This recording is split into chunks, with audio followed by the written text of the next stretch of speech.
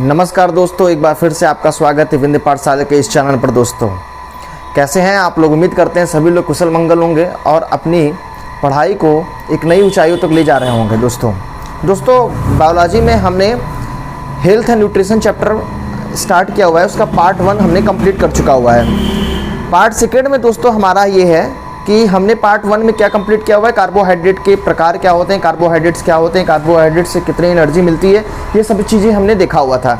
Next हम देखना चाह रहे हैं फैट, वसा।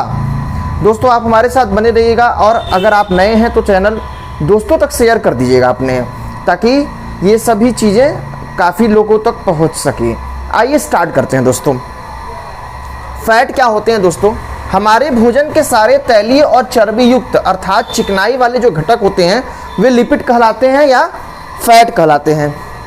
मतलब हमारे भोजन के सारे तैलीय व चर्बी युक्त हमारे जो भोजन है, हमारे भोजन में चाहे आप कोई भी चीज़ देखेंगे, तैलीय या चर्बी युक्त अर्थात चिकनाई वाले जो घटक होते हैं वो सभी लिपिड कहलाते हैं या फैट कहलाते हैं। दोस्तों जैसे कि कार्बोहाइड्रेट में आपने देखा था, कार्बोहाइड्रेट का जो निर्माण होता है वो कार्बन, हाइड्रोजन और ऑक्सीजन से होता है और उसका एक निश्चित अनुपात था। यहाँ पर क्या है देखिए, ये भी कार्बन, हाइड्रोजन और ऑक्सीजन के यौगिक होते हैं, परंतु कार्बन और हाइड्रोजन की मात्रा अधिक होती है और ऑक्सीजन की मात्रा इसमें कम होती है। तो ऑक्सीजन की मात्रा कम होने के कारण क्या होता है कि इसलिए वसाएं क्या होती हैं, जल के अणुओं की ओर आकर्षित नहीं होती हैं।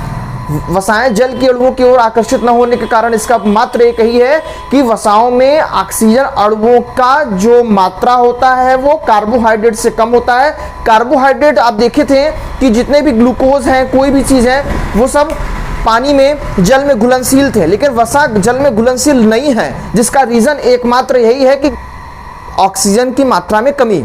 हाइड्रोजन और कार्बन की मात्रा बहुतायत होती है, लेकिन ऑक्सीजन की मात्रा इसमें कम होती है, जिस कारण से यह पानी में घुलनशील नहीं है। अब नेक्स्ट है, जल में अघुलनशील है। बेंजीन हो गया, ईथर हो गया, अल्कोहल हो गया, क्लोरोफॉर्म हो गया, इसमें क्या है, ये घुलनशील है। तो वसाएं किसमें घुलनशील होती हैं दोस्तों?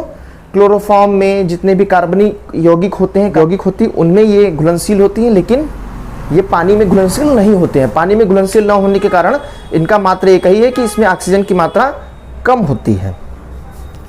अब जो मोस्ट इंपॉर्टेंट क्वेश्चन बनता है, जो अक्सर एग्जाम में पूछा जाता है, वो यही है, 1 ग्राम वसा से कितनी ऊर्जा मिलती है। क्वेश्चन ये पूछा जाता है कि सबसे अधिक ऊर्जा, अगर हम 1 ग्राम कार्बोहाइड्रेट भी ले लें, 1 ग्राम हम वसा भी ले लें, तो इनमें अधिक ऊर्जा हमें किससे मिलेगी? हमें अधिक ऊर्जा वसा से मिलेगी। वसा, 1 ग्राम वसा 9.1 किलो कैलोरी ऊर्जा देता है। मतलब 1 ग्राम अगर वसा बर्न होता है तो 9.1 किलो कैलोरी की ऊर्जा मिलती है। तो सबसे अधिक ऊर्जा हमें कहाँ से मिलती है? वसा से मिलती है।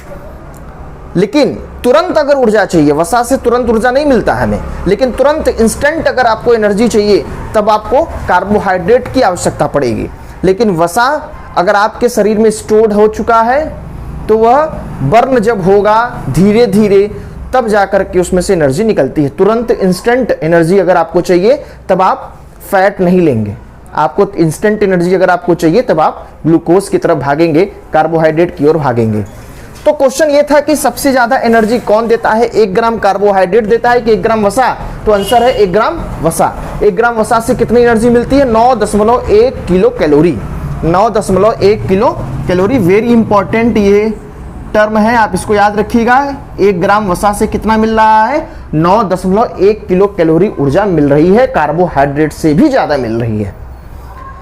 अब आपको इस रिएक्शन को हमें समझाना है और यहाँ यह रिएक्शन लिखने का एकमात्र एक उद्देश्य है कि याद करिए कि कार्बोहाइड्रेट में हमने बताया था, आप कमेंट बॉक्स में लिख करके बताइएगा कि कार्बोहाइड्रेट में किस प्रकार के बंध पाए जाते हैं। ये हम आपको पिछले क्लास में बता चुके हैं।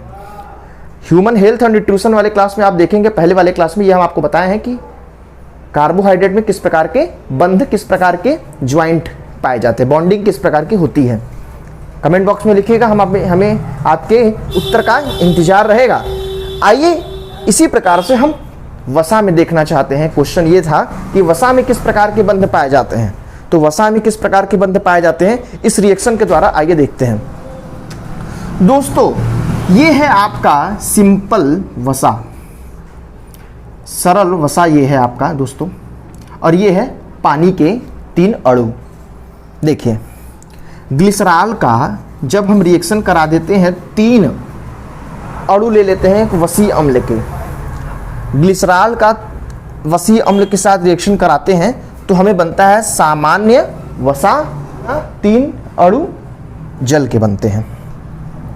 तो देखिए ग्लिसरॉल का जो फार्मूला होता है CH2OH, CHOH और CH2OH, ये ग्लिसरॉल का फार्मूला है दोस्तों। वसीय अम्ल के 3 मॉलिक्यूल्स हम ले लिए, एक HCOOH, R1 HCOC, R2 HCOC, R3, ये 3 प्रकार के हमने वसीय अम्ल लिया। ये हाइड्रोजन और इधर से ऑक्सीजन और हाइड्रोजन OH और H मिल करके H2O बनाया और 1 2 3 मॉलिक्यूल्स हमें सरल वसीय अम्ल बनाने के लिए कितने पानी के अणु निकलते हैं बाहर?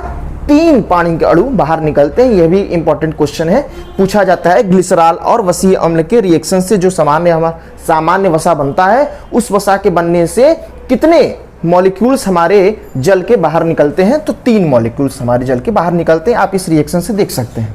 दोस्तों आप ये सोचिए कि हम आपके सामने ऐसे तथ्य लाने का प्रयास कर रहे हैं कि आपको फिर दोबारा पढ़ने की आवश्यकता ही नहीं पड़ेगी। आप बड़े आराम से इसको लिखिए, नोट्स बनाइए और इसी का रिवीजन करिए। यह हमारे जो कंपटीशन के एग्जाम है उसके लिए महत्वपूर्ण है और इतना ही हमें पढ़ना भी है। हम अधिक से अधिक एरिया कवर करके आपके सामने चल रहे हैं। नेक्स्ट दोस्तों देखिए, जब हमारा वसीय अम्ल के साथ ग्लिसरॉल का रिएक्शन हुआ तो हमारा बन गया इस प्रकार के, जब OH और H का रिएक्शन हुआ, OH और H निकल करके H2O और इसके बीच बन गया बॉन्डिंग। अब देखिए ये जो बॉन्डिंग दिखाई पड़ रही है ऑक्सीजन, कार्बन और ऑक्सीजन, ये जो बॉन्डिंग दिखाई पड़ रही है यही बॉन्डिंग को बोलते हैं एस्टर बंध। कौन सी बॉन्डिंग है? Ester bonding. तो क्वेश्चन पूछा जाता है वसा के अंदर किस प्रकार के बंध आपको मिलेंगे? तो एस्टर बंध, ये हम अगले क्लास में फिर से पूछेंगे। और कार्बोहाइड्रेट वाला भूलिएगा मत, कार्बोहाइड्रेट वाला कमेंट बॉक्स में लिख दीजिएगा कि कार्बोहाइड्रेट में किस प्रकार के बंध पाए जाते हैं, वसा में किस प्रकार के बंध पाए जा रहे हैं। देखिए रिएक्शन के द्वारा हम आपको बता रहे हैं कि यह एस्टर बंध पाया जा रहा है क्योंकि O, C और डबल ये एस्टर है। तो इस प्रकार के बंध क्या है? एस्टर बंध किस में मिलते हैं? हमें वसा में मिलते हैं। क्वेश्चन पूछा जाता है कि वसा में किस प्रकार के अम्ल आपको, वसा में किस प्रकार के बंध आपको प्राप्त होंगे? तो वसा में एस्टर बंध मिलते हैं और 3 अणु मिलते हैं। किसके? वाटर के। संतृप्त वसा और असंतृप्त वसा, इसकी भी जिक्र कर लेते हैं। ये हमारे जीवन में, हमारे डेली लाइफ में बड़ा उपयोगी है, इसलिए हम आपको बताना चाह रहे हैं कि वसा हमारे जीवन लाइफ में किस प्रकार से उपयोगी। देखिए असंतृप्त वसा किसको बोलते हैं, या असंतृप्त कार्बन यौगिक। आप जब केमिस्ट्री पढ़ाएंगे हम आपको तो आपको बताएंगे उसमें कार्बनिक यौगिक संतृप्त भी होते हैं, सैचुरेटेड भी होते हैं और अनसैचुरेटेड भी होते हैं, अनसंतृप्त होते हैं। तो जो संतृप्त होते हैं उनमें क्या अंतर होता है और असंतृप्त में क्या अंतर होता है, ये देखिए। असंतृप्त, आप कार्बनिक यौगिक ही ध्यान में रख करके बताइएगा आंसर। असंतृप्त वसा क्या है दोस्तों? वे वसा या जिनमें कार्बन परमाणु के बीच डबल बॉन्डिंग होती है। जब कार्बन परमाणु के बीच डबल बॉन्डिंग, ट्रिपल बॉन्डिंग ये होती है तो ये जो यौगिक होते हैं वो असंतृप्त होते हैं। जब कार्बन परमाणु के बीच डबल बॉन्डिंग, ट्रिपल बॉन्डिंग होती है तो वहां पर असंतृप्त कार्बनिक यौगिक का निर्माण होता है। और संतृप्त वसा कार्बनिक परमाणु के बीच या कार्बन परमाणु के बीच एकल बंध जहां पर केवल होते हैं। जैसे कि आप ध्यान दीजिएगा, जैसे कार्बन के बीच केवल एकल बंध बना हुआ है, ये आपका है दोस्तों संतृप्त, यह संतृप्त वसा है। लेकिन अगर कार्बन परमाणु के बीच डबल बॉन्ड बन गया, कुछ भी बन गया, तो ये असंतृप्त हो गया। ये दोस्तों क्या हो गया? असंतृप्त वसा हो गया। तो दोस्तों आपका जो वनस्पति तेल होता है वह असंतृप्त वसा है। वनस्पति तेल क्या है? असंतृप्त वसा।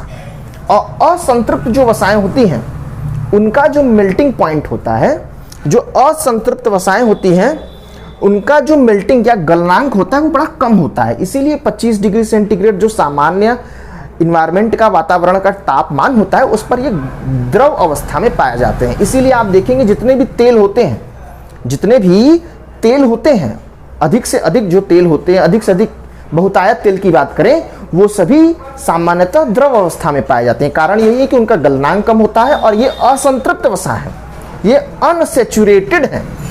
ठीक है, तो आप ये सोचिए, आज से कुछ साल पहले अगर बात करें, हम और आप घी का, डालडा घी का यूज करा करते थे, लेकिन उस समय डालडा घी बड़े आराम से लोग सेवन करते थे और उसको पचा दिया करते थे, क्योंकि हार्डवर्क भी किया करते थे तो इसलिए उसको पचा भी लिया करते थे। लेकिन इस समय डालडा घी का प्रचलन खत्म हो गया। उसका रीजन यही है कि डालडा घी अब लोग पचा ही नहीं पाएंगे, उसको डाइजेस्ट ही नहीं कर पाएंगे डालडा घी। कारण यही है कि डालडा घी एक संतृप्त है, डालडा घी एक संतृप्त है, संतृप्त वसा है। वनस्पति घी का निर्माण संतृप्त असंतृप्त वसा से हुआ है। देखिए कैसे हुआ है। डालडा घी दोस्तों एक संतृप्त वसा है, उसका निर्माण वनस्पति तेल से हुआ है। कैसे दोस्तों? हाइड्रोजनीकरण में अगर आप असंतृप्त वसा का हाइड्रोजनीकरण कर देते हैं तो संतृप्त वसा मिल जाता है। मतलब अगर आप डबल बॉन्ड बना हुआ कोई कार्बनिक यौगिक है, इसमें हाइड्रोजनीकरण कर देंगे, हाइड्रोजन के अणु को रिएक्शन कराकर ऐड करा देंगे, किसकी उपस्थिति में? निकिल उत्प्रेरक की उपस्थिति में, तो ये जो डबल बॉन्ड है वो ब्रेक हो जाएगा और सिंगल बॉन्ड बन जाएगा। सिंगल बॉन्ड का मतलब संतृप्त वसा का निर्माण हो जाएगा। जैसे आप ऐसे देखिए कि अगर मान लीजिए कि कोई डबल बॉन्डिंग वाला हम कोई भी कार्बनिक यौगिक ले लिए, इसमें हम हाइड्रोजनीकरण करा दिए, हाइड्रोजन से रिएक्शन करा दिए निकिल की उपस्थिति में, तो क्या होता है? ये जो डबल बॉन्ड होता है दोस्तों, ये डबल बॉन्ड ब्रेक हो जाएगा। ये डबल बॉन्ड ब्रेक होकर के सिंगल बॉन्ड बन जाता है। तो आप ये देखिए कि ये जो है डबल बॉन्ड, ये कौन सा यौगिक है? असंतृप्त है। तो असंतृप्त जो कार्बनिक यौगिक है, हाइड्रोजनीकरण रिएक्शन में निकिल उत्प्रेरक की उपस्थिति में किसमें बन गया? संतृप्त अवस्था में। और ये जो वनस्पति घी है, वनस्पति घी जो डालडा घी होता था, ये एक संतृप्त वसा है और ये आपका वनस्पति तेल है। तो वनस्पति तेल से हाइड्रोजनीकरण करके निकिल के उत्प्रेरक में वनस्पति घी बनता है। लेकिन अब ये डालडा घी का उपयोग ही नहीं होता है, जबकि कारण यही है कि हमारा अब पाचन सही से हो नहीं रहा है हम लोगों का। और होता है कारण यही है कि संतृप्त जो वसाएं होती हैं, जो सैचुरेटेड वसाएं होती हैं, उनका आसानी से पाचन करना बड़ा संभव नहीं होता है, बड़ा दिक्कत होता है पाचन करना। इसीलिए अब जो डॉक्टर साहब लोग हैं वो हम लोगों को क्या कहते हैं कि प्लीज़ सनफ्लावर तेल यूज करिए, अब आप वनस्पति तेल यूज करिए, अब आप रिफाइन यूज करिए, अब घी, डालडा घी का तो बात ही नहीं करते हैं। कारण यही है कि अब हम वैसा मेहनत कर नहीं रहे हैं हम लोग जिस प्रकार से हमें मेहनत करना चाहिए, और ये जो डालडा घी है इनका पाचन हो नहीं पाता है। दोस्तों अब आपने देखा कि किस प्रकार से असंतृप्त वसा को संतृप्त वसा में हमने बदला है, हाइड्रोजनीकरण रिएक्शन से हम बदल देते हैं। जैसे कि संतृप्त वसा की अगर बात करें, जिसमें घी आता है, बटर आता है, चर्बी आता है, ये सब संतृप्त, और आप फील कर सकते हैं चर्बी हुआ है, ये सब पचने में बड़े समय लगते हैं, बड़े दिक्कत होते हैं, और तेल उल आराम से पच जाते हैं हमारे शरीर। देखिए दोस्तों, हमारे डेली लाइफ से जुड़े हुए कुछ तथ्य हम आपके सामने रख रहे हैं। अधिकांश पादप वसाओं में असंतृप्त वशीय अम्लों की बहुतायत होती है। मतलब अधिकांश जो पादप वसाएं होती हैं वो असंतृप्त अवस्था में होती हैं, और असंतृप्त होने के कारण इनके गलनांक कम होते हैं, मेल्टिंग पॉइंट कम होते हैं, और इसलिए ये सामान्यतः तरल अवस्था में होते हैं। मेल्टिंग पॉइंट कम होने के कारण ये तरल अवस्था में होते हैं। आप देख भी सकते हैं सामान्यतः जो तेल होते हैं वो मेल्टिंग पॉइंट कम होने के कारण लिक्विड स्टेट में होते हैं। जैसे सरसों का तेल, तिल का तेल, सूरजमुखी का तेल, ये सभी एग्जाम्पल के तौर पे असंतृप्त है, असंतृप्त वसाएं हैं, और ये सभी सामान्यतः द्रव अवस्था में होते हैं, और इनका पाचन बड़ा आसान हो जाता है। किसका? असंतृप्त वसा का पाचन बड़े आसानी से हम लोग कर सकते हैं। एक स्टार के रूप में हम लगाए हैं नारियल। अब नारियल के केस में क्या होता है? नारियल तो जम जाता है सामान्यतः, अगर आप देखेंगे तो कारण यही है कि नारियल में सैचुरेटेड जो फैट होती हैं वो ज़्यादा होती हैं। सेचुरेटेड मतलब संतृप्त वसाएं नारियल में। इत्तेफाक से यह अपवाद है कि नारियल का तेल जो होता है उसमें संतृप्त वसा ज्यादा होने के कारण यह सामान्यतः क्या हो जाता है, ठोस अवस्था में मिलता है। यह एक अपवाद है, नहीं तो बाकी जो तेल होती हैं लगभग वो सभी सामान्यतः द्रव अवस्था में होती हैं। ठीक, नेक्स्ट है दूध का घी, सूअर या पशुओं की जो चर्बी होती है, ये सब जंतु वसाएं हैं।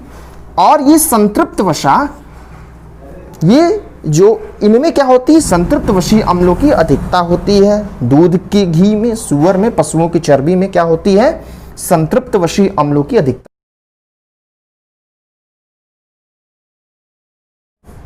अब संतृप्त वसीय अम्लों की अधिकता के कारण इनके गलनांक ज्यादा टेम्परेचर पर ये गलते हैं। तो सामान्यतः ये क्या होते हैं, ठोस होते हैं और इनका पाचन बड़ा कठिन होता है दोस्तों। अब इसमें भी एक अपवाद है, स्टार के रूप में लगाए हैं मछली का तेल। मछली के तेल में असंतृप्त वाली चीजें, असंतृप्त अम्ल, वसीय अम्ल ज्यादा होने के कारण यह सामान्यतः द्रव अवस्था में होते हैं। नहीं तो सामान्यतः संतृप्त वसाएं किस में होती हैं, ठोस अवस्था में होती हैं। तो दोस्तों आपने देखा किस प्रकार से हमें किस वसा, किस फैट का हमें ज़्यादा यूज करना चाहिए।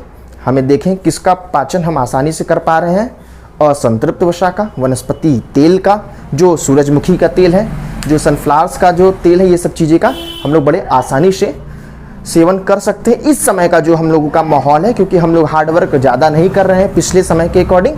तो पिछले समय में जो पहले के लोग थे वो बहुत ज़्यादा कठिन परिश्रम किया करते थे, इसीलिए वो लोग आसानी से पचा लेते थे।